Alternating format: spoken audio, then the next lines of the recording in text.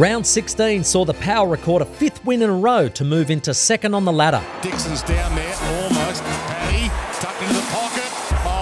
The boys had the first 5 goals of the game, flooring more than just the Saints. Great! Oh, he's got into defence. Wingard, and here you go, Port Adelaide on the run. Motlop back to Wingard, bounces, looks up, he's got 2. Dixon or Westhoff. Dixon, Westhoff. Too many soldiers. Charlie Dixon finished with 4 goals, providing the ideal celebration for Stephen Motlop's 150th game. Kicks from 45 and drills it. Another trip to Perth and another one to forget. Chad Wingard showed some brilliance as the Power got off to a good start. Pole out wide, Wingard tries for the miracle kick. It's bending, and he's a miracle worker. That is delightful from Wingard. But the day soured with the poor result of injuries to Paddy Ryder and Robbie Gray. And Robbie's got it. He's got it. And dumped, slam tackled. Face first by Nighthouse. Back home, there were a couple of new faces in the side for the game against the Giants. Travis Boak gave up his #1 Guernsey as little cancer survivor Henry Micken became captain for the day. Jared Leanett was impressive on debut. He's right, he's a thumping kick as well. Dixon comes, they've worked that out beautifully. The controversial ending saw the Power go down for a second consecutive loss. That's cost them a goal.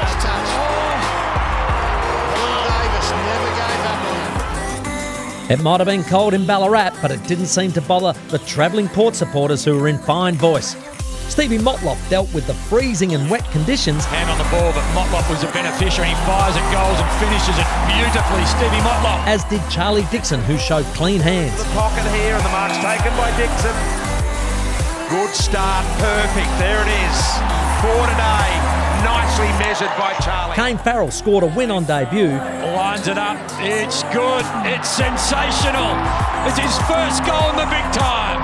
But the club microwave threatened to steal the show as the Power returned to the winners list. Government supplied a microwave. Put your hands in there, turn it on, and away you go. Cook 'em.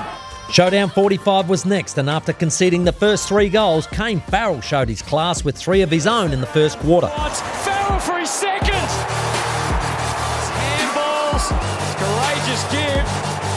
Oh, he's got another one. Sam Powell-Pepper gave Taylor Walker some advice as Chad Wingard went bang from the centre of the square. Cut it to 3 points. Out of the middle, Wingard. Charlie lets it go and go and go. But it was a controversial score review that stole the headlines, and the 4 points as the Crows got one back up on us for what happened earlier in the year. And around the country, a score review. Windy Cadena was the setting for another showdown in round 14 of the sample, with the Maggies breaking the tradition and not wearing the prison bar Guernsey for the first time in more than 100 years. Aidan Johnson scored a Goal of the Year nomination, and Jared Leanett showed off his super boot, but the Magpies fell short as the Crows made better use of the conditions. The Magpies were wasteful early against Glenelg in round 15, and it proved costly in a 35-point loss. Kane Farrell was dangerous up forward with 3 goals, but Port just couldn't match the Tigers on the scoreboard.